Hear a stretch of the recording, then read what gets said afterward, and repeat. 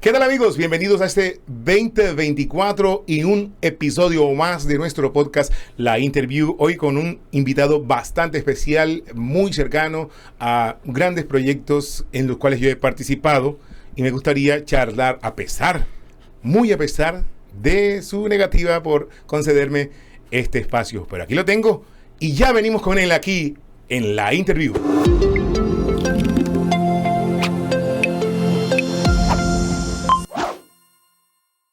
Cuando lo invito a la entrevista me dice que ¿para qué lo invito si él no es nadie? De verdad que así lo dijo. Pero para mí es una persona muy importante y ha significado mucho para el periodismo local. Se llama Óscar Sánchez Oviedo, que soñó algún día ser actor de teatro, porque se fue buscando a Bogotá ese sueño y regresó siendo periodista. Óscar Sánchez Oviedo. Su segundo nombre es Luis. Óscar Luis. Luis, pero no me gusta mucho la combinación. Óscar Luis. No sé. Pero bueno. Pero mi mamá cuando me regaña me dice Óscar Luis. Entonces ya yo sé que la vaina está grave. Entonces por eso... todo lo que dije anteriormente, ¿está usted totalmente de acuerdo o se me equivoqué en algo? Hombre, bueno, lo que te he dicho siempre, los periodistas no somos la noticia, ni somos los personajes. Simplemente estamos ahí como testigos de los hechos para comunicarse a la sociedad. Entonces, cuando a uno le toca estar del otro lado, uno se siente incómodo. Dice, pero ¿para qué carajo me vas a entrevistar a mí si no tengo nada interesante que decir? Usted dice que no tiene nada interesante que decir, hombre. Vea lo que está diciendo. Y sabe que lo están viendo una cantidad de estudiantes, por ejemplo, míos, que confían mucho en las personas ejemplarizantes. Y yo, cuando dije a ellos, vean esta entrevista con una persona que es ejemplo, me está usted tirando todo por la borda. Claro, que embarrada de entrada. Si quiere cortamos aquí la vaina. Sí, seguimos porque si no, la idea de esto es hacer este ejercicio, Óscar. Okay. Encontrar a la persona que está detrás del proyecto, detrás de la empresa, detrás del sistema, detrás del nombre. Ese Óscar Sánchez que soñó estar en los escenarios, pero no en los escenarios sonoros, informando, sino entregando otro tipo de emociones lúdicas en el teatro. Pero hoy o emocionas también a la gente con una buena noticia o la pones triste, ¿sí o no? Sí. Lo que pasa, Emilio, es que desde el colegio mucha gente se convenció y de alguna manera me convencieron a mí de que quería ser actor. Pero en realidad no. Yo era el que escribía las obras de teatro en el colegio. Dramaturgo y todo, pues. Yo terminé escribiendo las obras de teatro y dirigiendo el grupo de teatro. Pero las obras de teatro las que yo escribía eran muy críticas. Eran criticando a la sociedad, criticando a la clase política, criticando al mismo colegio incluso. Entonces, en realidad yo nunca quise ser actor, sino que siempre quise ser periodista, pero lo expresaba a través de un guión de teatro. Y como casi nadie se le medía a los personajes que yo escribía para protagonizar, entonces me tocaba a mí mismo protagonizar las obras de teatro. Me tocó que yo recuerde unas 3 obras de teatro, las protagonizaba yo mismo después que escribía el libreto porque nadie se le medía al personaje. Por ejemplo, había uno que era Lo Colombia, en la era Gaviria, criticando al presidente Gaviria, pero de manera dura. Y éramos estudiantes de 10º. En el colegio, que era el Colegio Seminario Juan 23, el Juancho, saludo para la promoción 92 del Juancho. Nadie se atrevía a interpretar al presidente Gaviria. Y entonces a mí me tocó aprender a imitarlo de rapidez y protagonicé la obra de teatro que yo escribí. También escribí una Casos y Cosas de Casa en la que criticaba al colegio y criticaba a la sociedad monteriana en esa época. Entonces, era muy chistoso aparentemente, pero detrás de eso había una crítica enorme. Entonces los profesores de español decían, oye, este man debería ser actor. Y yo me lo creí también. Y yo llegué a Bogotá y comencé a estudiar periodismo y actuación. Pero estudiando las dos cosas me di cuenta que lo mío era el periodismo definitivamente. Además escribía en el periódico escolar. El periódico se llamaba El Juancho. Me dejaban escribir algunos artículos ahí. Y siempre estuve ahí. Entonces definitivamente la teoría de que yo conocí, de que usted iba a ser teatrero porque quería, no, usted fue siempre una persona que quiso ser periodista. Sí. Que quiso jugar con la comunicación. Exacto. Pero no encontraba... Perdón con la expresión jugar con la comunicación, no, porque siempre he creído que usted es una de las personas de las que he aprendido, entre otras cosas, a una persona que le aprendí a hacer este ejercicio de cerca porque lo veía y yo era su productor o su acompañante ahí cuando entrevistaba a los grandes personajes. entendí la esencia, no obviamente sola por usted, de lo que es entrevistar a alguien. Entonces, sí, no es juego, aunque a veces cuando se entrevista hay que hacer un juego de palabras, juegos situacionales, para que la gente, de todo.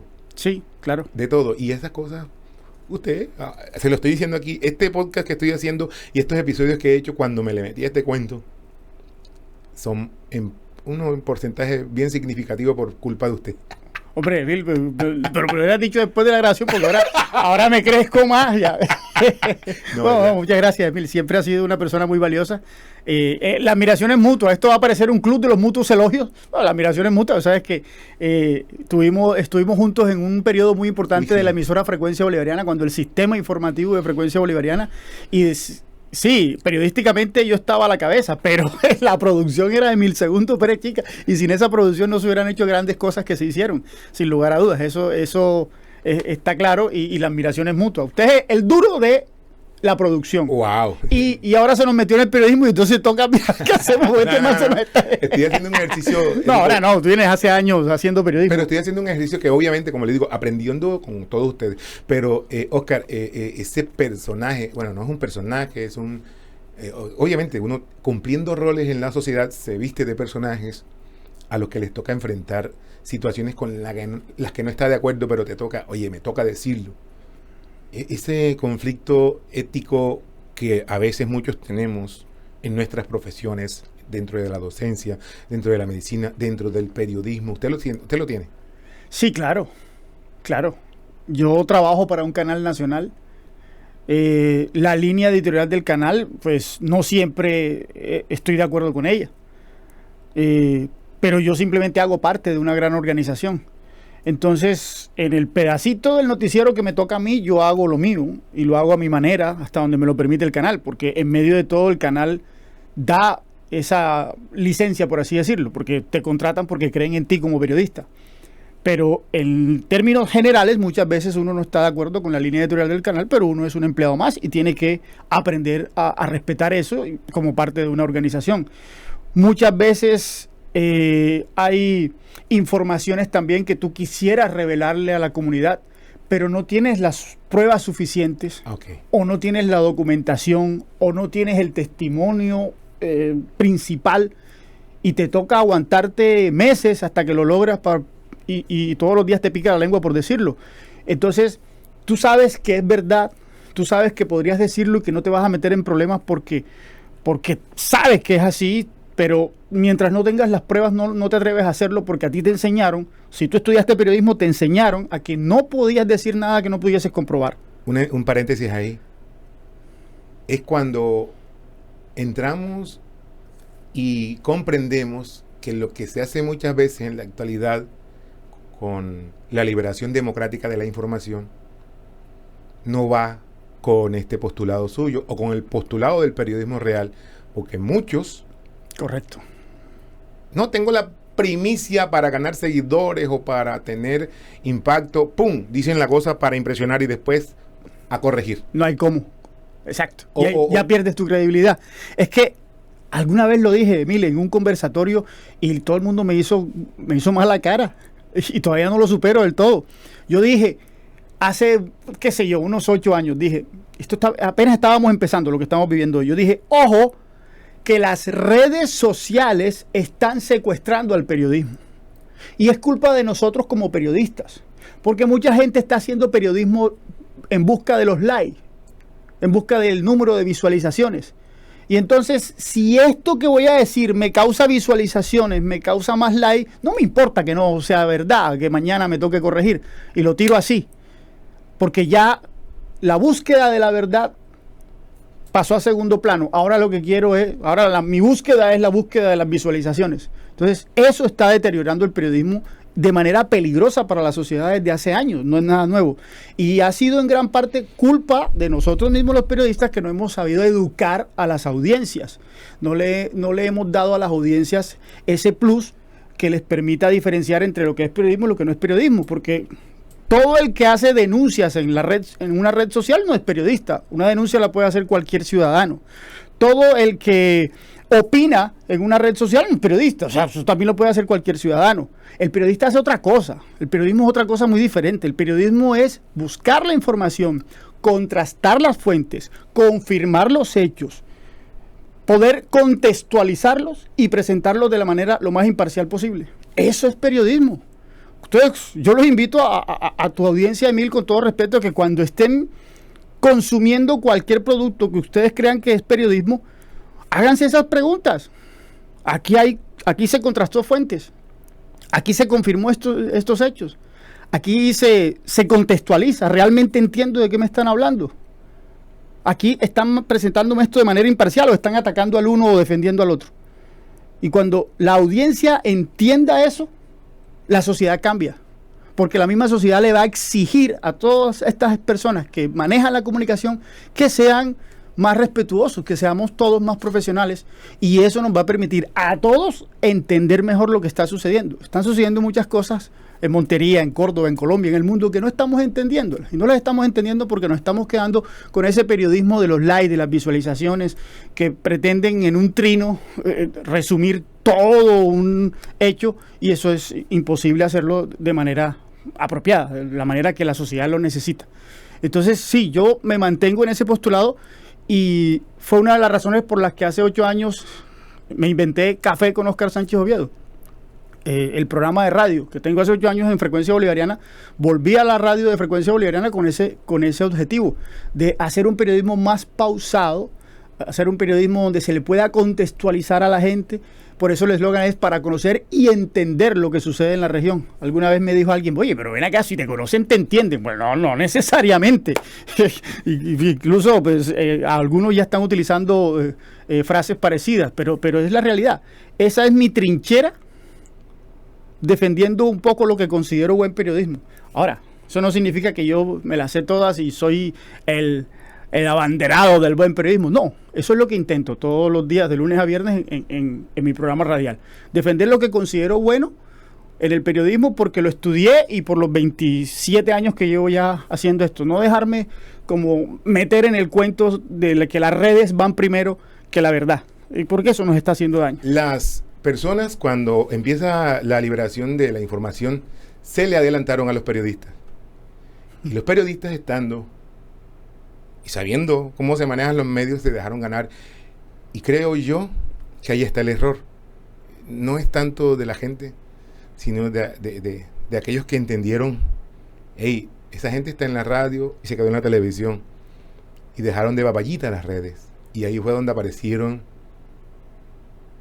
las personas que hoy en día están direccionando los públicos. Y además de direccionar los públicos, se convierten en estrategas políticos y están cambiando las mentalidades de personas sin el valor ético ni la responsabilidad que eso viene. ¿Estás de acuerdo con lo que estoy diciendo? Porque obviamente tú le estás dando una responsabilidad a algo donde realmente, Óscar, hace mucho rato, yo recuerdo que una de las primeras personas a las que le dije, pilas con el Twitter, sí, a ti. Claro. Eso hace más de 12 años. Sí, claro. Más, porque ya yo creo que voy a tener 13 años en Twitter. Sí, yo le dije eso a usted una vez. Sí, de acuerdo. Por eso es que yo culpo en gran parte al mismo gremio periodístico. Porque es que los periodistas no vimos para dónde iba esto. Y tampoco educamos a nuestras audiencias. No volvimos exigentes a nuestras audiencias. Nos conformamos.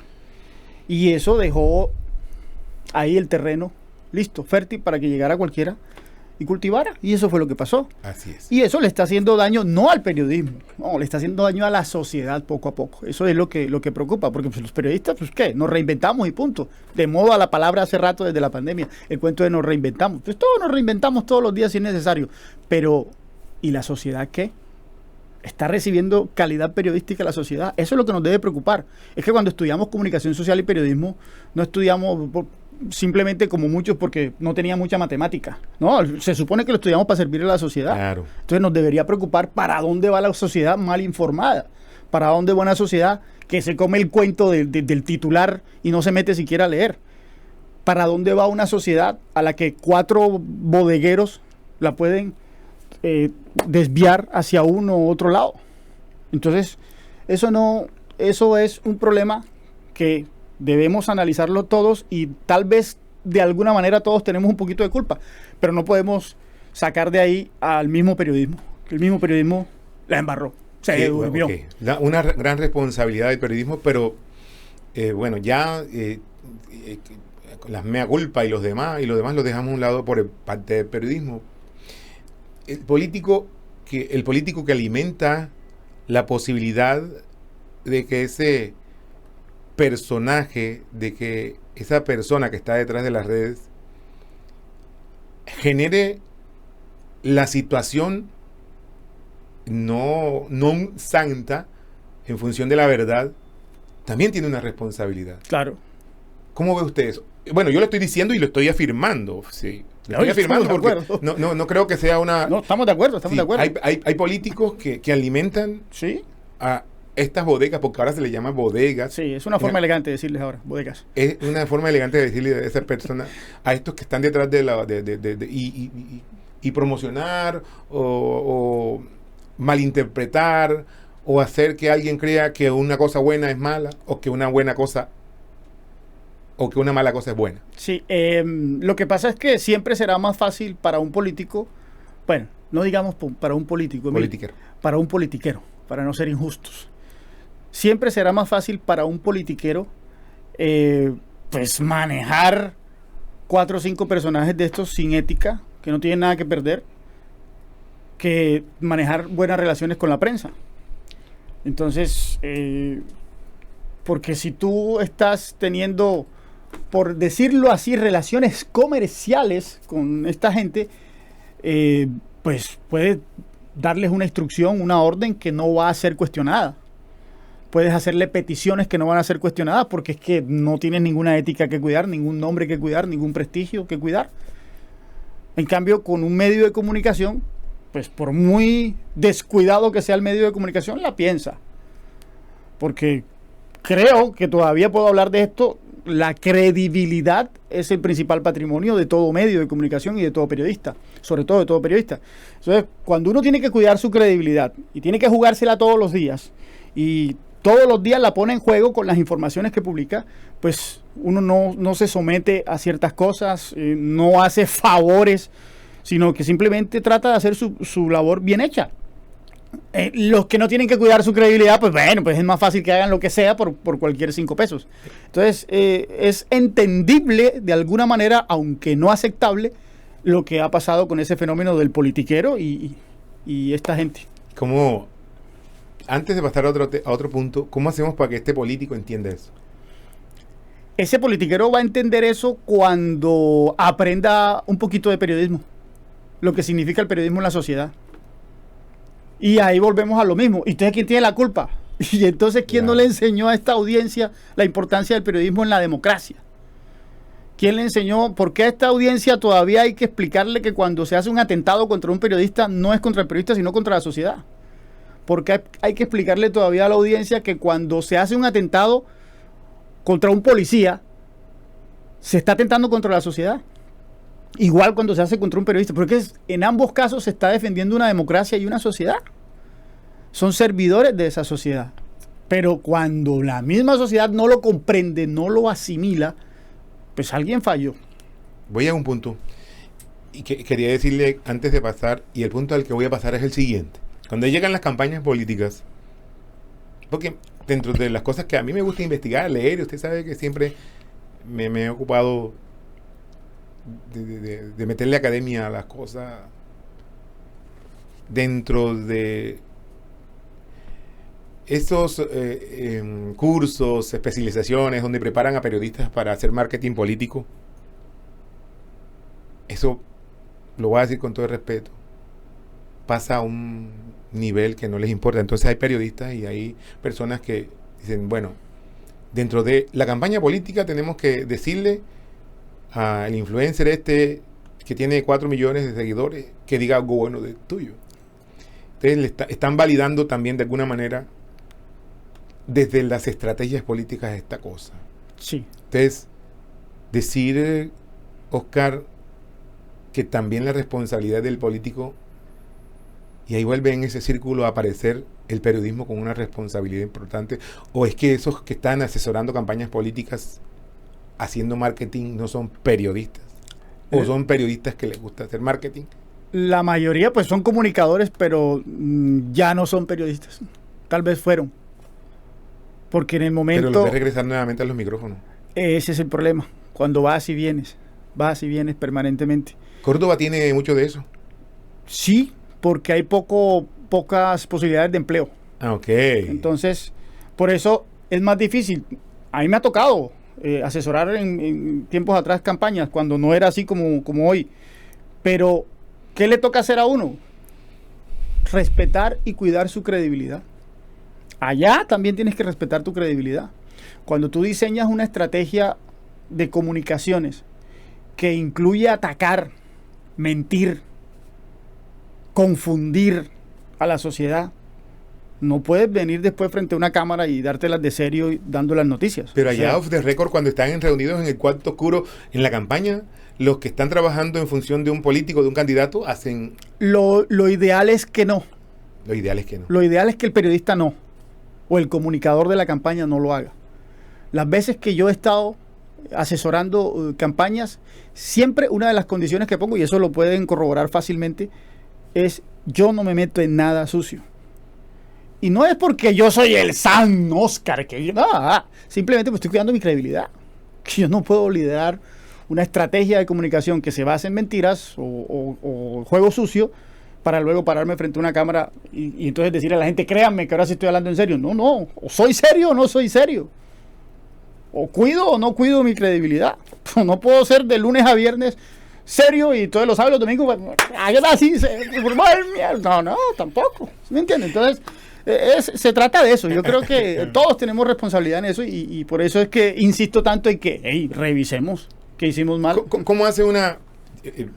realmente, en el fondo, la interview es una charla que no tiene, como usted se acaba de dar cuenta, no tiene parámetros, no tiene un guión, pero dentro del ejercicio, antes de empezar la interview, cuando le invité 5, 7, 8, 10 veces antes, le dije que no era simple y llanamente porque consideraba, por amistad o por nada, pero en el ejercicio, usted, y con la experiencia, tiene todos los elementos para que la gente entienda en este podcast qué es periodismo de verdad. Esto es una de las cosas por las que creo en este proyecto, porque obviamente no estoy haciendo para que me den like, ni tampoco. Mañana pasado, cuando le interese a alguien hacer un estudio sobre periodismo en el siglo XXI, a comienzos de la década, de la información líquida y de la sociedad del cansancio, de pronto se encuentren: oye, mira, pero este no tenía tantos likes.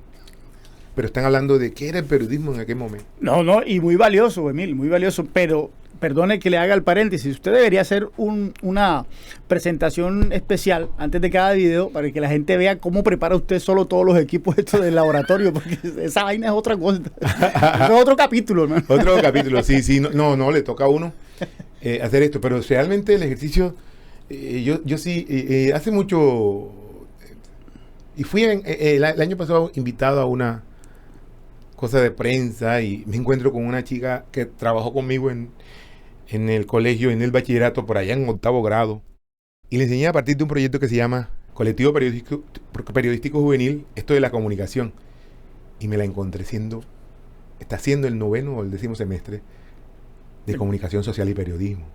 Por culpa suya. Podría ser, él lo dijo así. Tenemos esperanzas todavía. Sí, yo creo que es el mejor momento para estudiar comunicación social y periodismo. Okay. Porque hay que arreglar todo esto que se desarregló.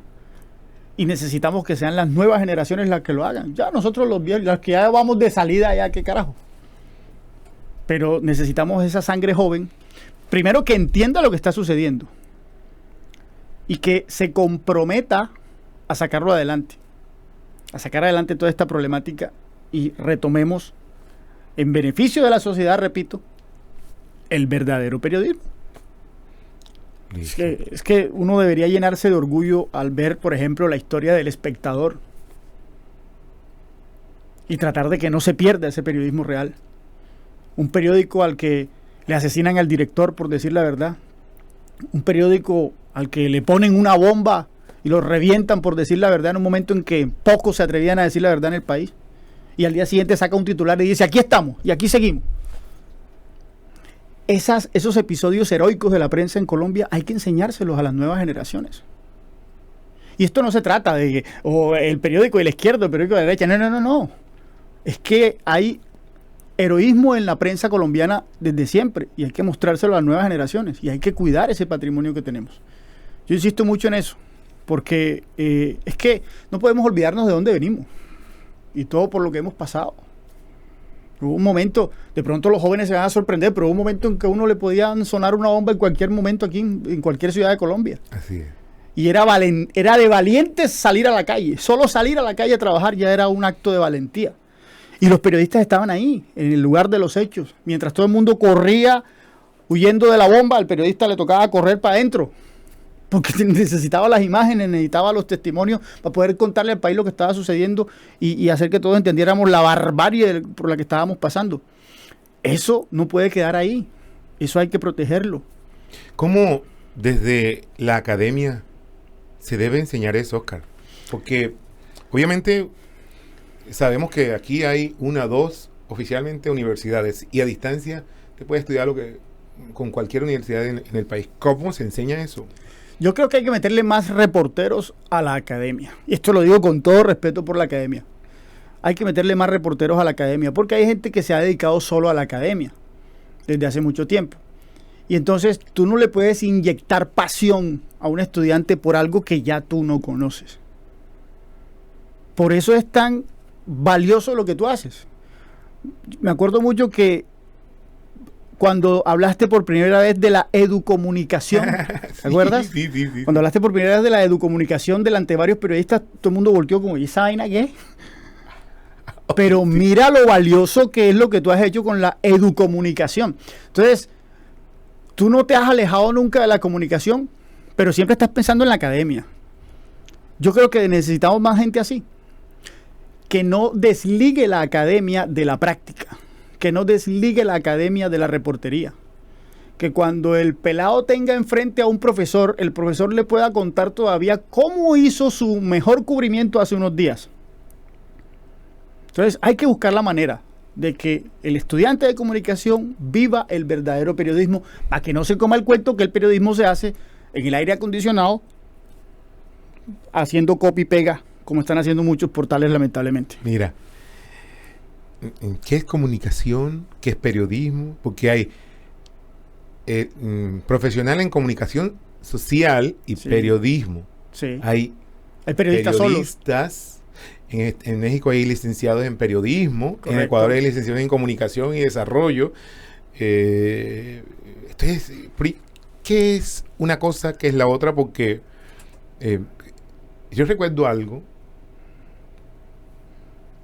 Se llamaba Viena Ruiz, fue reina. Uh-huh. Y Viena no creo que era comunicadora social ni periodista. Y entonces comenzó Viena Ruiz a meterle a la televisión, a las noticias, eso es lo que yo recuerdo, pues, la cara bonita. Pero antes estaba Judith Sarmiento, la señora de gafas. Sí, pero antes con tremenda voz. Sí. Okay. Entonces, de pronto todo esto vino confundiendo a muchos y entonces, no, está estudiando comunicación social porque quiere presentar en Caracol. O sea, sí, son cosas como diferentes. Claro. No, está estudiando comunicación social y periodismo porque quiere ser la jefe de prensa o el jefe de prensa de tal. Porque, mira, se va a sentar con la reina, mira, porque va a estar... Bueno, Emil, yo tuve la fortuna de que el primer día de clases en Bogotá, en la Corporación de Educación Superior del Trabajo, donde estudié periodismo, un profesor de apellido Quiñones, que ya falleció, también daba clase en La Sabana, nos dijo: levanten la mano los que van a estudiar periodismo para ser presentadores de televisión. Y 4 peladas muy lindas levantaron la mano y le dije: ustedes se equivocaron, muchachas, porque para ser presentador no hay que estudiar periodismo, se pueden ir si quieren. Esa fue la primera clase, el primer día. Duro el tipo, ¿no? Las peladas no se pararon disimuladamente días después. Pero creo que fue una gran clase de la diferencia enseguida. A ver, cuando a mí me preguntan la diferencia básica entre comunicador y periodista, yo la resumo así. Emilio, ¿usted sabe dónde queda aquí en Córdoba la oficina de atención a las víctimas? Aquí en Montería. En el barrio La Granja. Ok. Sí, a las víctimas de la... Sí, claro. Esa es la oficina que depende de la alcaldía. Ujú. El comunicador se encarga de que la sociedad entienda que ahí queda esa oficina, para qué sirve y cómo funciona. El periodista se encarga de hacer la noticia cuando se den cuenta de que casi nadie sabe dónde queda esa hijo de madre oficina porque se gastaron la plata de promoción en otras cosas y no promocionaron la oficina. Okay. Esa es la diferencia entre el comunicador y el periodista. El comunicador se encarga de que la sociedad entienda procesos, capte información y la aproveche de la mejor manera. El periodista le informa a la sociedad lo mal que está o lo bien que está en un tema y se convierte en la cuota inicial en la búsqueda de la solución. Así es. Esa es la diferencia real entre comunicador y periodista. Si usted le pregunta a un académico, le va a dar 20 conceptos totalmente diferentes a este. Y si le pregunta a uno de nuestros veteranos del periodismo o de la comunicación en Colombia, va a decir que yo soy un payaso. Pero de todas formas, créame que la definición que le di es como la que te puede sintetizar todo. Así es. Bueno, ha ocurrido que esa confusión y todavía sigue latente.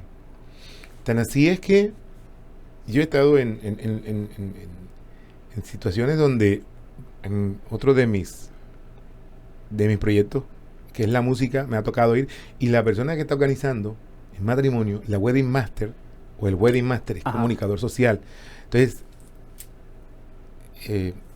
las líneas de la comunicación abren la comunicación organizacional, Claro. la comunicación para el desarrollo, la comunicación y el periodista. Entonces, ese man cuando llega a la universidad tiene que escoger el área mayor a la que se va. Entonces, para que haya esa, o deje de haber esa confusión, al final de cuentas, de alguna manera todos comunicamos, porque a nosotros los profes también nos toca Claro que sí. hacer oficio de la comunicación y el ejercicio de comunicar termina siendo agradable en todas las etapas de la vida. Juan Gosaín, aunque ya se fue, está haciendo mejor ejercicio ahora. El ejercicio periodístico, Sí. en la experiencia, vaya, pero la experiencia que ese señor tiene, ahora la comparte en foros y yo creo que estoy aprendiendo más de él ahora que cuando estaba haciendo... Ah, claro, porque ya uno fuera de la candela, pues. Entonces usted está diciendo, cuando nosotros vamos de salida, yo creería Oscar Luis Sánchez y Oviedo, que ahora que usted está de salida es cuando tiene que preocuparse porque ese favor que la sociedad le hizo, ya me va a quedar otro problema para encima. valga la expresión que se ha usado el favor que la sociedad le hizo de ser su... Obviamente el favor que la sociedad le hace a usted porque usted hizo un buen trabajo, hace un buen trabajo y lo mira y le admira. Y cuando Oscar Sánchez habla en un recinto donde haya 5, 10, 8 periodistas, 1, 2, la gente dice, pues si lo dijo Oscar Sánchez Oviedo, hay como un respeto a esa situación. Entonces llega el momento en el que usted tiene que empezar, obviamente no soy quien yo para decirle, a imponerle, pero usted debe comenzar a devolverle a la sociedad muchas cosas. Ya me lo has dicho de otras maneras. No creas que se me ha olvidado. Ok, entonces, no va de ida. Pues, ahí miramos. Oscar Sánchez Oviedo, mire, bueno, el ejercicio de entender el periodismo, la política en Córdoba, pues la relacionamos en la charla. Pero, ¿usted cree que las nuevas generaciones políticas o los nuevos momentos políticos que está viviendo, principalmente nuestra región, van bien? Tengo la esperanza de que sean mejor de lo que hemos vivido hasta ahora. Le pregunto, ¿ahora van bien? No, todavía no, es muy temprano. Pero todavía tenemos vicios de décadas pasadas en cuestiones políticas. Corregir lo que hemos venido haciendo mal hace décadas no se da de un día para otro. En Córdoba, estoy hablando en Córdoba. Sí, en Córdoba, okay. claro, ¿no? En Córdoba. Sí, en Córdoba hace un rato éramos noticia por una cantidad de cosas y usted que estuvo ahí registrando cada momento de esos en los que el departamento quedó como, imagínense, decir, mira, que en Córdoba hay un municipio que tiene 3 senadores o 2 era que tenía. ¿Cómo es posible que un departamento tan pequeño tenga esa capacidad de tener políticos tan podrían haberse convertido en políticos prestigiosos, pero terminaron ¿dónde? En la cárcel. En la cárcel. La corrupción es una esencia de la política. Se normalizó. Ajá. La corrupción se normalizó, Emilio. Entonces, como la corrupción se normalizó en la política, se normalizó también en el periodismo, se normalizó en la educación, se normalizó en la sociedad en general. Ese ha sido uno de los grandes errores de nuestra sociedad cordobesa. Se normalizó. Y entonces llegó un momento en que el que no roba es bobo. Entonces, a lo bueno se le dice malo y a lo malo bueno. Entonces, el que no robó es bobo. Yo escuché a mucha gente criticando el mandatario porque, oye, pues este man no sirvió para nada. Salió pobre de ahí. Entonces se suponía que tenía que enriquecerse en 4 años. Entonces, cuando normalizas la corrupción, cuando normalizas lo malo, pues no puedes esperar, obviamente, nada bueno. Y ahí volvemos al punto inicial. Algo de culpa tuvimos desde los medios de comunicación cuando nos faltó darle ese plus a la sociedad para decirle, hey, eso no está bien. No es normal. ¿Por qué vender el voto es normal? ¿Por qué tiene que ser normal vender un voto? ¿Por qué? ¿Por qué tiene que mucha gente incluso darse golpes de pecho diciendo, yo por ese mando voto porque no me dio ni un peso por mi voto y mi voto vale? Y creen que están diciendo una gracia, que es algo... Sí. Entonces, ¿por qué normalizamos eso? Ahí comienza todo. Cuando normalizamos la venta del voto, normalizamos todos los actos de corrupción de ahí para adelante. Porque no le puedes exigir honestidad a un político al que tú le pediste plata para votar por él. Nosotros tuvimos la posibilidad, con esa cantidad de personas tan perspicaces, vivaces, inteligentes, por decirlo así, de ser mejor departamento. Sí, claro. Hemos tenido esa posibilidad. Sí, mucho. Porque es que a esto de normalizar la corrupción también hay que sumarle, Emil, la falta de sentido de pertenencia que tenemos los cordobeses. Más de uno me irá a caer encima por esta vaina, pero es la realidad. Aquí estamos aprendiendo hace poco a estar orgullosos de ser cordobeses. No nos digamos mentiras. Hace unos años nos daban pena ponernos el sombrero volteado, ya ves. Entonces, no nos digamos mentiras. No teníamos sentido de pertenencia. No lo tenemos todavía. Estamos aprendiendo que es bonito ser cordobés, que es bueno ser cordobés, que debemos darle gracias a Dios por la tierra que nos dio. Eso lo estamos aprendiendo desde hace unos añitos para acá, de a poquito.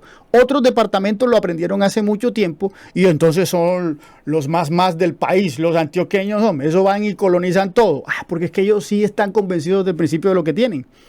Nosotros estamos aprendiendo poco a poco. Entonces, normalizamos la corrupción y la falta de sentido de pertenencia. ¿Quién carajos progresa con esos dos elementos? Con esos dos lastres tan grandes. Entonces, hay que quitárselos. Los dos hay que quitárselos para poder seguir adelante y porque tenemos mucho potencial.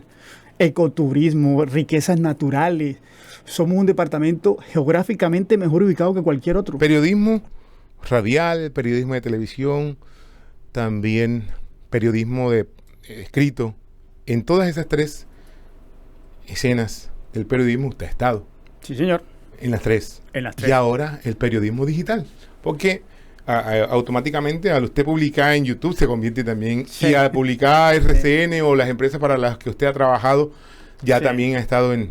La diferencia, ¿hay alguna diferencia del periodismo, siendo periodismo, en cada una de esas escenas? ¿O no? ¿O es lo mismo? ¿El periodismo es lo mismo sin importar...? En esencia es lo mismo. Okay. En esencia es lo mismo, pero los escenarios te manejan, te permiten ciertas licencias y ciertos placeres, en el caso de la radio. Para mí la radio es un placer enorme. Para mí la radio te permite hacer... Ojalá no me vean los jefes de RCN de televisión diciendo esto, ¿no? Pero bueno, la radio te permite dedicarte más a hacer periodismo. Porque en televisión tú te tienes que preocupar mucho por la luz, porque la imagen esté apropiada, que el camarógrafo esté en conexión contigo, con la toma que necesitas. Dependes de muchas cosas. Los que nos manejamos inconscientemente como lobos solitarios, como es mi caso, ya comprobado psicológicamente, nos sentimos más cómodos en la radio porque simplemente hacemos pactos con el control. Ya el control nos conoce, ya sabe en qué momento necesitamos que suba la cortina.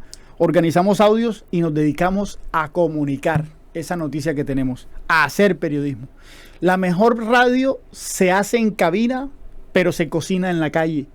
Y cuando tú llegas a cabina con todo ese material que has hecho en la calle, es realmente un placer. Aquí entre nos, yo lo haría sin cobrar, pero hay que cobrar. Entonces, para mí es más placentero la radio que las otras. Y los he probado todos los escenarios. Prensa escrita, televisión y radio. Pero realmente es en la radio donde me siento mejor. La radio también para mí ha significado mucho. Sí. Y para usted, definitivamente. Definitivamente. Y me atrapó desde el principio. Porque yo hice prácticas cuando estaba terminando la universidad. Mis prácticas de estudiante fueron en la cadena Todelar, en el noticiero Todelar de Colombia. ¡Noticiero Todelar! Genial, nos oyen y nos creen. Y nos creen. Una berraquera. Allá estaba César Fernández, Jesús Yara Villarreal, Rosenberg Perlaza. En fin, eran los grandes en ese momento de la radio bogotana. Y yo hice mis prácticas, tuve la gran fortuna de hacer las prácticas ahí al lado de esa gente, admirando a esa gente y viendo. Me pasaron al aire la primera vez siendo practicante y se me fue la voz del miedo que tenía por teléfono. En fin. Y luego llego a Montería, comienzo a trabajar en Noti Córdoba, le engaño a Rafael Chica para entrar a Noti Córdoba, después si siquiera hablamos de eso, de cómo lo engañé. Entro a Noti Córdoba, me voy para el Meridiano, el mismo Rafael Chica lleva mi hoja de vida al Meridiano de Córdoba y el Meridiano compra lo que era La Voz del Sinú. Y yo me invento Meridiano 6 AM, lo hacíamos los periodistas del Meridiano a las 6 de la mañana y yo lo dirigía, pero fue una idea mía y lo hacía gratis. Y los excompañeros del Meridiano no me dejan mentir. Yo en las noches, tipo 9, 10 de la noche, cuando ya se habían terminado de montar las páginas del periódico, iba puesto por puesto recogiendo los sonidos, los audios, las entrevistas que tenía todo el mundo para armar el noticiero. Y me metía en un cubículo que quedaba al lado de la rotativa antes de que la prendieran. Y allí yo mismo editaba los sonidos para poder hacer el noticiero al día siguiente de 6 a 6 y media de la mañana. Y tenía mi sueño de trabajar definitivamente para la emisora más que para el periódico. Pero el Meridiano vendió la emisora. Wow. Pero se la vendió a la UPB. Y entonces comencé yo a joder con un proyecto en la UPB que le dieron vía libre en el 2005 en el sistema informativo de frecuencia bolivariana. Y ahí fue donde usted y yo compartimos espacio. Entonces, siempre marcado por la radio. Y como corresponsal, he sido corresponsal de Caracol Radio y de Blue Radio aquí en Córdoba. Y además hice vacaciones en RCN Radio. Entonces, o sea, la radio me tiene ahí, marcado siempre. Ahora, hablemos de cómo está la radio. Dicen o decían que con todo esto de la web 2.0, web 4.0, de los medios electrónicos, la radio desaparecería. O más bien se transformó. Se transforma. Pero no desaparece la radio. No desaparece. O sea, no desaparece la cabina porque uno ve en la W... en Blue Radio el esquema de cómo se ubica la gente en la radio. Es más fácil que desaparezca la televisión que la radio. Porque la radio en Colombia, para hablar del caso específico de Colombia, siempre ha sido líder en cuanto a inmediatez de la información y en cuanto a profundidad de la información. El esquema que manejamos en televisión no nos permite esa profundidad que deberíamos tener siempre. El esquema radial sí lo permite, mediante una entrevista. A veces hacen unas entrevistas hasta demasiado largas, pero que al final te permiten comprender mejor lo que está sucediendo en el país. Entonces, la radio, el esquema de la radio como lo conocemos no va a desaparecer. Lo que pasa es que ahora la radio no se escucha en la radio, se escucha en un celular, se escucha en un computador, se escucha en la televisión incluso. Pero, oigan eso para definir o para meterlo en las tesis de las personas que están haciendo y escribiendo, haciendo academia con correcto. Esto. Me toca decir, la radio no acaba. La radio ahora se escucha probablemente en más escenarios.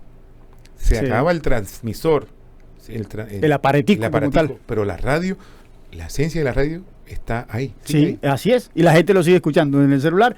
¿Qué es lo primero que hace todo el mundo cuando se levanta? Mira el celular. Y si tiene la aplicación de una emisora, enseguida la conecta mientras se baña, es lo mismo que hacíamos antes, sino que antes no lo hacíamos en el celular, sino en el radio. Usted es una persona de barrio. Oh. Claro, del puente número 1. Saludo para el puente número 1. Organización El Puente número 1. Llegué ahí muy pequeño. Era pata pelada. Porque Sí, bueno, ahora no se puede hacer. Fútbol, Pero pata uno ahora pelada. ya no pata pelada no puede ser porque con estos soles uno. Sí, no, ahorita sí se cocina uno. Pero sí, en esa época jugábamos pata pelada, que ponía uno 4 piedras y esa era ¿Qué la se hizo portería. la ñoma del dedo grande cuando sí. Claro, y me volé uñas y todo. Bueno, ese se le hacía una ñoma a uno ahí. Sí, como una vejiga que llaman. Hijo de Pero se puchis, ponía así es. grande la vejiga. ¿Cómo era aquella montería de sus tiempos? De los peceros. No había mototaxi. Yo no entiendo cómo hacíamos. Pasábamos el puente metálico a pie, corriendo, y nunca ningún carro nos atropellaba. Y ahora no se puede hacer una vaina esa. Uno corría a pata pelada, como dice usted, con pleno solazo, y no pasaban grandes cosas. ¿Te fue al Teatro Córdoba? No, Nunca fue al Teatro No, Córdoba. no. Era Cine Sinú entonces. es Cine Sinú. Oh, entonces era- Yo era Cine Sinú, ¿qué te pasa? No, ¿sabes que yo tenía esa impresión? Yo campechano y venía de Montería y 2 o 3 veces vine a cine y decían, no, nosotros vamos acá al Sinú. Vamos Digo, acá. al Teatro Córdoba. Claro. Y ustedes iban al Sinú. Al Sinú, al Sinú. más caché. O sea, usted no alcanzó en su época a ver estos teatros que ya solamente lo vemos en referencias de fotos, ¿no?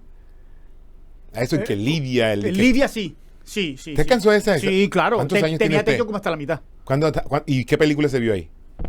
Ay, hijo de madre, no me acuerdo. Pero era blanco y negro, me imagino, o era del oeste. No, tampoco soy tan viejo, sí, tampoco. Mire, la primera sí me acuerdo, la primera película que vi en cine, en el cine Sinú, fue una película malísima, se llamaba El Zorro Blanco.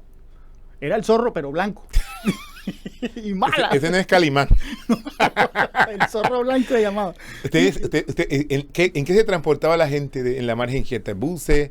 Mire, yo estuve en la época en la que había un bus famoso aquí, en el 89, que se llamó El Ángel del Camino, que era el bus económico, todo el mundo esperando el bus económico. Era uno que se torcía. Pero usted se acuerda de esa historia. Sí, hubo un bus económico. Pero no me acuerdo del nombre. No, Se llamaba El Ángel del Camino. Pero sí, claro. Pues se llenaba de pura gente que iba para Linén. Y de esa gente, yo estudiaba en el INSE. Obviamente, cuando tenía el pasaje me iba ahí, pero a mí me tocó echar en ese año. Yo tiré buena pata Buena también. pata aquí. Montería Sí. antes tirar pata era. Normal. No es. Ahora el que sale a tirar pata se pone una camiseta azul que diga que ese runner y unos Runner. zapatos. Y a nosotros antes lo hacíamos, no. Claro, y, era normal para allá al colegio. pero ¿por qué tanto cambio? Aunque no estamos tan lejos, o sí, estamos muy lejos, estamos a 2 décadas de eso, ¿no? Yo creo que esa montería me gustaba más. Pues de pronto esto también me lo van a criticar, pero esa montería de antes era como mucho más tranquila, mucho más... Se disfrutaba más la ciudad. Pues sí, el progreso, pues no le podemos decir que no al progreso, pero... ¿Qué es progreso? Bueno, Cemento. lo que llaman progreso, Ok. a lo que llaman progreso, pues tampoco podemos hacerle el quite a eso, que son etapas, Ok, ¿no? ok. Pero tampoco podemos negar que había muchas ventajas de vivir en un pueblo grande. Montarse al pecero y toda la cosa, y montarte en una barra de bicicleta cuando te querían dar el chance. No había mototaxi, entonces el amigo que tenía moto y te daba un chance, ese man era el Capitán Centella, ya, aquí en Montería. Tenía moto. De esa montería, ¿usted recuerda cuáles eran los sitios donde tú ibas, además de... bueno, antes no nos tenían muy en cuenta y no había tantos parques, ¿verdad? Para que uno fuera ahí. Ajá. ¿A dónde ibas a jugar? En el barrio, ¿no? A veces pasábamos por el parque de pasatiempo y jugábamos contra los riquitos de pasatiempo. Esa era otra cosa, que Montería estaba era más central. Sí. El norte del Recreo todavía no estaba tan urbanizado. Claro, y uno iba a la villa. Todo el mundo, monteriano que se respete, en algún momento se fue a jugar fútbol a la villa. Ustedes eran jugadores de fútbol. Ahí cerquita de la villa estudié yo en el año 1989 en el Luis López de Mesa. Oiga, Oscar, esa Montería, bueno, usted la extraña, pero también tenía personajes muy, podría decirle caricaturescos, los loquitos. ¿Qué loquito le hace de esas personas? El Grúa. El Grúa, ¿sí o no? Me acuerdo del Grúa, claro que sí. La futbolito. Y usted en aquellos momentos, la futbolito, oiga. Claro, la futbolito. Se decía que no era hombre, que no era mujer, que era un hombre. Realmente era un hombre, el futbolito. Sí, pero le decían la futbolito. Libros, historia, literatura, ese mundo a usted, si le dicen cuál es el... Yo, lo más reciente que leí fue un libro viejo de Jaime Bailey. No se lo digas a nadie. Fue el primer libro de Jaime Bailey. Ya lo había leído en algún momento y lo releí cuando él vino a Montería hace poco. Porque quería redescubrir un poco más el personaje. Lo que de verdad había querido decir el personaje ahí. Después de algo que hizo en su canal de YouTube, donde nos lanzó unas críticas ahí a Montería. O sea, ahí medio con un humor todo sarcástico.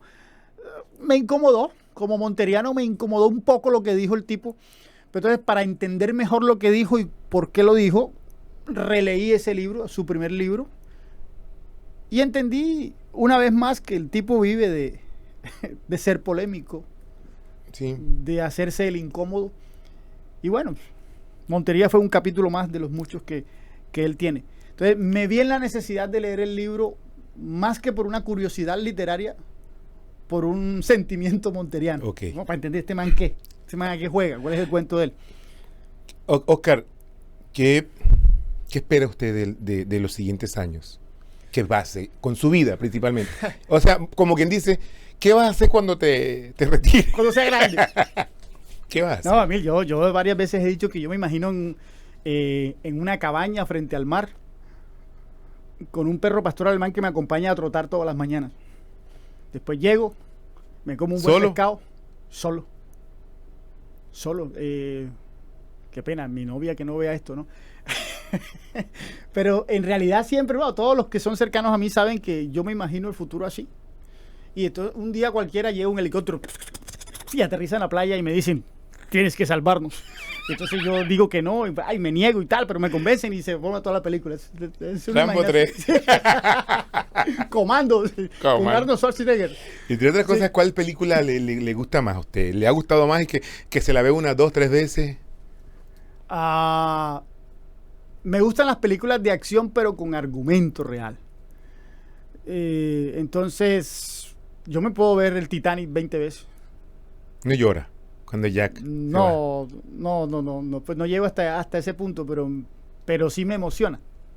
Sí me emociona todo lo que encierra. La escena donde la protagonista no deja subir a la balsa al tipo, siempre, y el tipo se ahoga, mano, después que se aman tanto, y súbete aquí un pedacito a la balsa y nos salvamos los dos. Esa vaina tiene mucho mensaje, ¿no? Es impresionante, ¿no? Eso te enseña que en realidad, por muy grande que sea el amor, somos seres individuales que velamos por nosotros mismos. Que un día decidimos velar por el otro y eso hace más valioso esa decisión y ese amor. Pero cuando eres tú o yo, me voy yo. Oiga, a propósito de eso, bueno, sí, me nace esta pregunta. ¿Monogámico o poligámico? Pero se pregunta ya. No, pero viste, Ajá. Bueno, ¿qué te digo? Yo me separé, me divorcié hace 10 años, más de 10 años. Pero así, y usted tiene una buena relación con su expareja. Sí, Me claro. pasa lo mismo. Sí. Fíjese, mi ex esposa, ahora que es mi ex esposa, es mucho más amiga mía que antes. ¿Qué cosas no? Ajá, bueno, entonces si responde ¿sí o no? ¿Poligámico o monogámico? Yo soy monogámico. Ah, ok. Los sábados y los domingos. ¿Le gusta darle al vidrio o qué? ¿Cómo así? El vidrio es Al clic, alcohol. clic, clic. No, yo soy de poco tomar, ¿sabes? Yo soy de los que pueden ir a una fiesta y en toda la noche te tomas 2 cervezas o 2 tragos de whisky y con eso me sostengo toda la noche. Pero eso sí, te toca aguantarme hablando, bailando, jodiendo la pita, mamando gallo, hasta que me canse. ¿Y usted qué dice estar o gustarle? ¿Se visualiza solo? ¿Qué piensa de la sociedad, de la asociatividad entre el colegaje? ¿No le gusta? Yo he sido, por definición, lobo solitario. Yo entendí hace poco que era lobo solitario. Explíqueme, porque lo estoy escuchando hablar de eso. El ¿Eso lobo, tiene que ver con qué? El lobo solitario es esa persona que prefiere andar sola, trabajar solo, y que prefiere... Que ya somos dos. Sí, no es porque uno se crea más que los demás, sino que no todo el mundo entiende tu ritmo de trabajo o no todo el mundo entiende tus objetivos de trabajo. ¿Usted ha tenido 1, 2, 3, 4 días bloqueado que no hace nada? ¿1 semana, 2 semanas, 3 semanas? No semanas, pero sí he tenido días de ¿Qué? bloqueo. Me pasa, oiga. Días de bloqueo porque eso no lo entiende todo el mundo. Eso no lo entiende todo el mundo. Entonces tú puedes decir, tengo todo para armar una crónica. Esta es la crónica, mi crónica del año. Y la voy a hacer con todo. Ya duré un mes haciendo la reportería. Ahora me siento a organizar lo que tengo. Y me bloqueo. Así. Y una persona que haya trabajado conmigo todo el proceso y no sufra del mismo bloqueo no va a entender por qué carajo me tiene que esperar a mí a que yo me desbloquee. Rompe hojas, cuadernos, Sí, lápiz si le toca. Sí, o puedo salir y reventar contra la pared de una grabadora porque se me fue la inspiración. Bueno, menos mal que sean grabadoras que no sean gatos que le pongan volando, por favor. Entonces, son cosas que debe vivirlas uno en su proceso. No todo el mundo tiene que someterse a ello. ¿Uno es bueno o es malo, Oscar? Todos somos buenos y malos. Explícame eso. De acuerdo a la situación. No, explíqueme eso otra vez nuevamente. Es que todos tenemos la capacidad de ser muy buenos o muy malos. Y decidimos qué hacer en nuestro libre albedrío o en las situaciones que nos obliguen a enfrentar. Las instituciones, ¿se les tiene que creer o no? A la institucionalidad hay que defenderla, más no a los que se tiran a la institucionalidad. Me explico. Vamos a coger un escenario, vamos a tomar, no el escenario político porque aquí... No, cojamos el político. No, vamos a coger la religión. Ok. Ajá.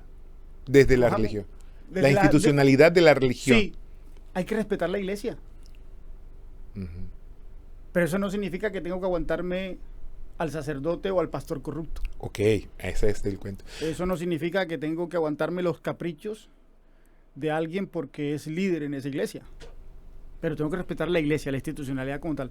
Usted dice que no lo hagamos con los políticos, pero yo quisiera poner este ejemplo con su venia, Emil, porque yo creo que es el más claro.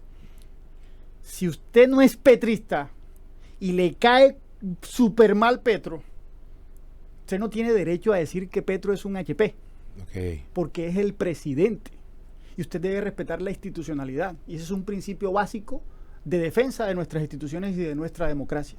Los que aplaudieron a Milei cuando dijo que Petro era un matón, ¿están mal o están bien? Están mal. Es que no podemos. Están diciendo algo desde Colombia. Así como usted hablaba hace rato, cuando asesinan a un periodista, están atentando contra la sociedad. Queramos o no, el que quiera o no quiera, tiene que saber que están atentando contra el país, el contra nombre. La institucionalidad. Exactamente, ok. Y esa es una de las pocas cosas que también le admiro al señor Uribe. El señor Uribe pide que se respete la institucionalidad. En medio de todos los defectos que pueda tener Uribe, le admiro eso. El tipo pide que se respete la institucionalidad y tiene mucha razón en eso. Es que hay que respetar la institucionalidad. Diría un crítico cualquiera, es que pena que lo esté interrumpiendo, pero a veces se ponen tan... Usted que ha entrevistado sabe cómo es este cuento. ¿Usted es tibio entonces? ¿Tibio? No. ¿Qué es la tibieza en la política que ahora mismo... En la religión, ser tibio es peor que ser malo. En la religión, según la Biblia, doble faz. Dios vomita al tibio. Según la Biblia, ser tibio es peor que ser malo. En la política, a la hora de tomar decisiones políticas, ser tibio es más nocivo que ser un mal político. Entonces, yo creo que no podemos ser tibios en nada. ¿Estamos o no estamos? Otra cosa es que yo como periodista no puedo, mientras informo, expresar mis inclinaciones políticas. No debo, porque yo debo ser lo más imparcial posible. Pero todos tenemos una inclinación política y una inclinación religiosa. Entonces, así como el periodista ateo no tiene derecho a atacar la iglesia porque él es ateo, el periodista de derecha o de izquierda no tiene tampoco por qué andar atacando a una u otra corriente porque él no es de esa corriente. El periodista simplemente tiene que informar. Entonces, no seamos tibios. No podemos ser tibios. O se es bueno o se es malo. Sí, eres bueno o eres malo. Y siempre serás bueno o malo para unos o para otros, según quien eche el cuento. Yo sé que soy muy malo para mucha gente y muy bueno para otras, y todos tenemos un lado bueno y un lado malo. Depende de la persona que interactúa, cuál lado quiere conocer. ¿Cuándo fue la primera entrevista que le hicieron? Que me hicieron entrevistas, sí, no me acuerdo. Pero no es usted el primer loco que cree que es valioso entrevistarme a mí. Eso sí se lo puedo garantizar. Sí, ya usted... ¿Y qué aprendió de ser entrevistado? ¿Cómo ve la vaina después de que... Del otro lado. Ajá. Cuando lo entrevista, cuando usted no es el que está ahí atacando, bueno, digo atacando en el sentido, obviamente, de que cuando uno se pone en tiene que ponerse tiene que ponerse a defender su proyecto. Y en este es Claro. Imagínense entrevistando a Oscar Sánchez. Yo sé que mañana Oscar irá pensando que Emily hizo esto mal, o eso estoy bien. No. Es difícil estar del otro lado porque yo no controlo ni el ritmo ni la dirección de la entrevista. Claro. Entonces, cuando llevo 27 años haciendo periodismo, siendo yo el que entrevista, pues es difícil estar del otro lado, ¿no? Yo habría manejado otro ritmo, de pronto otros enfoques, pero yo no sé qué tienes tú en la cabeza, Claro. y dónde la vas a llevar. Así es. Y es más difícil todavía cuando el tipo que te está entrevistando no tiene libreto, sino que se va metiendo. Claro. Oscar, en cuanto a la comida, ¿usted qué es lo que más le gusta? Patacón con queso. A cualquier hora, en cualquier sitio, eso es lo que me mata, el patacón con queso. ¿Vallenato, salsa, champeta o porro? No, vallenato no. Yo soy un mal costeño, ¿sabes? Porro tampoco. El porro sí, pero el vallenato no. Muy, muy poco. Con el vallenato no convivo mucho. Yo no necesito decirlo, pero usted se ha ganado una cantidad de premios ambientales, periodísticos, pero bueno, eso hay que decirlo porque saber hacer las cosas para que le reconozcan a nivel nacional e internacional el ejercicio periodístico es importante. Así no le guste el porro, así no le guste el vallenato, cierto, eso no tiene nada que ver. Ninguna cosa, a lo que hoy es que se nos ha olvidado decir eso. A pesar de que no le guste el vallenato, el hombre aquí donde está ha sido, yo creo que tiene más de 6 premios a su haber. No tantos tampoco. ¿Cómo cuánto? En realidad han sido 4 premios nacionales de periodismo. Wow, pero imagínate. Y unas 6 nominaciones. Además de las veces que... Ok. Pero los premios, lo importante, Emil, es que tengamos siempre claro, los premios no te hacen mejor periodista. Ok. Ni mejor persona. Ok. Los premios simplemente son la confirmación de que estás haciendo buen periodismo. Okay. Y a la vez el compromiso, la obligación a seguir haciéndolo bien. Esos son los premios realmente. Ok. Y porque yo siempre... solamente le interesan a los periodistas. Siempre me gusta reconocerle ese trabajo. Entonces, volvemos. Patacón con queso. ¿A qué festival, a qué tipo de lugares va usted cuando no está trabajando? Me gusta mucho la playa. Me gusta mucho la playa. Los monterianos somos muy afortunados. Tenemos muchas playas aquí cerca, a 1 hora, a 1 hora y media, a 45 minutos. Entonces me gusta cuando puedo, cuando me escapo hacia la playa. Y también me gusta el plan finca, el plan campo, pero para temas más tranquilos, más de la hamaca, revisa los plátanos, oye, córtate un gajo de plátano ahí. Me parece magnífico escuchar el gallo cantar de lejos, amanecer en una finca es genial. El café hecho en leña.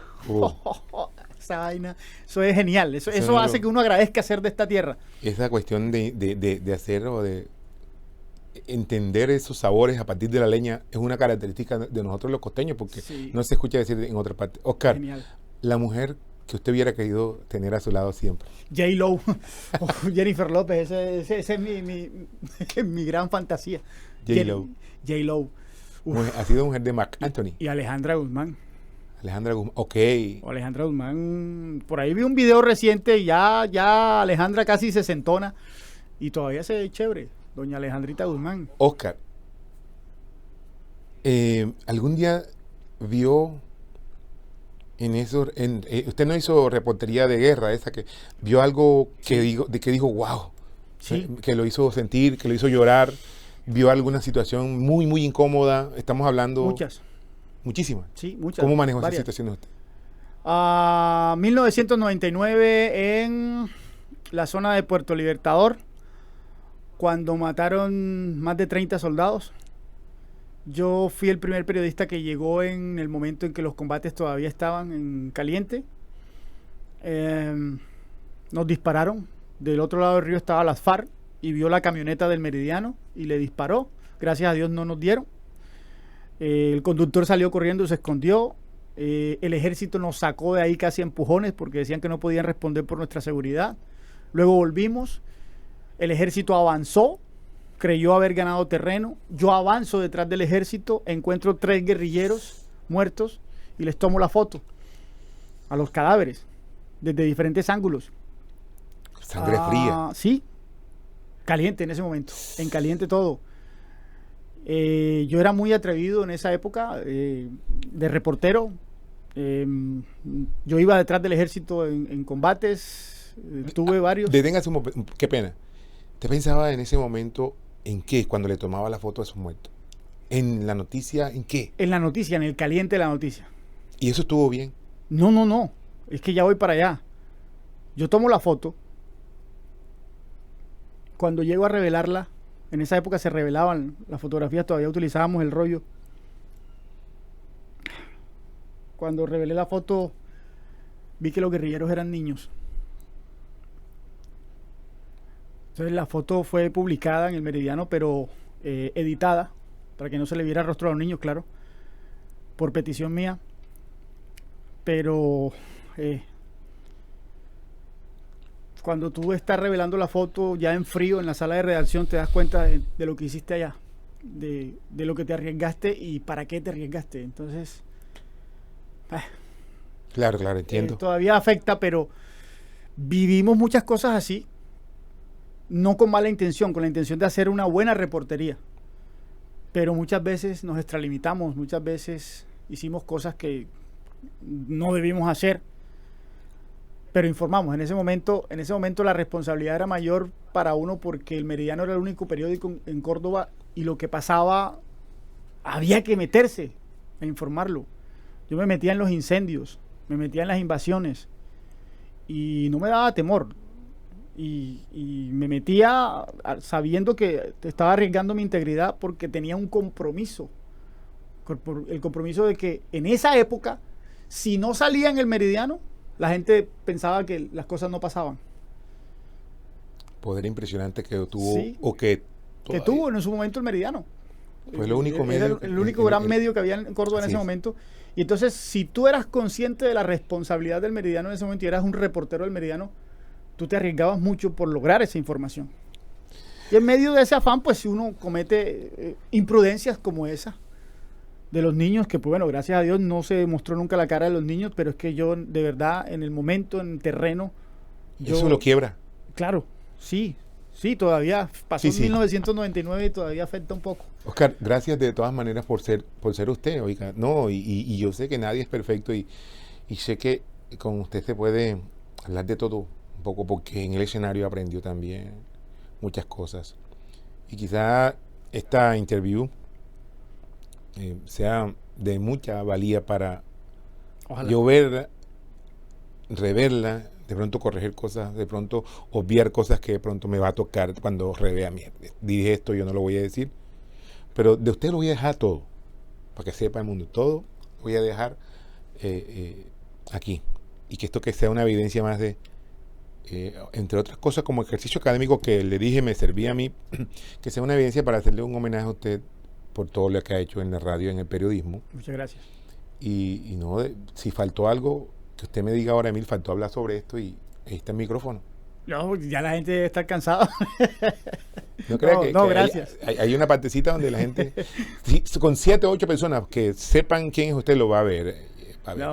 No, gracias, Emil. Simplemente gracias a ti es al contrario, gracias a ti por insistirme claro. y aguantarme aquí un buen rato. Si usted le tocara dedicarle una canción a todas las mujeres, ¿cuál se le dedicaría ahora? Pero no la cante, por favor.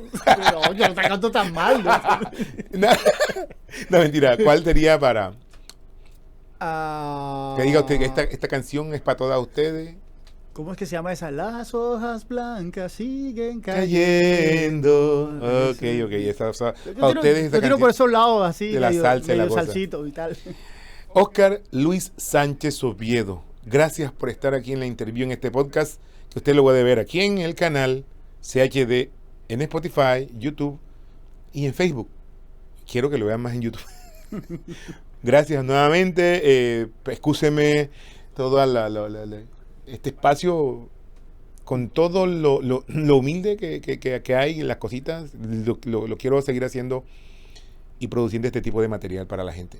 Gran laboratorio, Emil. Felicitaciones. A ustedes. A ustedes, gracias por estar con nosotros. y pronto tendremos más invitados aquí en la interview. Soy Emil Segundo Pérez, chica, y otra vez pronto nos volveremos a ver y a escuchar. Ay. Sí.